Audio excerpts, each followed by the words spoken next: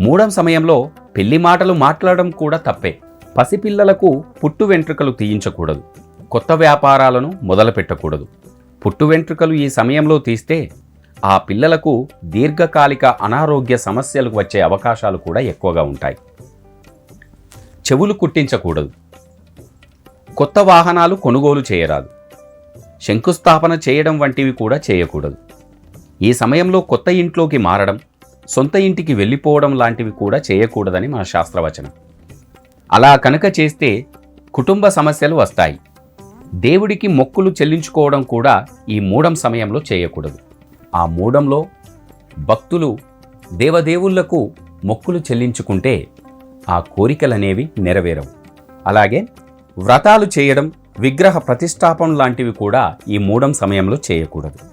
చెరువులు తవ్వడం, కొత్త వ్యాపారాలు మొదలుపెట్టడం, ఇంట్లో ఉన్న బంగారాన్ని తాకట్టు పెట్టడం ఇలాంటివి చేస్తే కూడా లక్ష్మీదేవి ఆ ఇంటి నుంచి బయటకు వెళ్ళిపోయే అవకాశాలు కూడా ఉన్నాయి.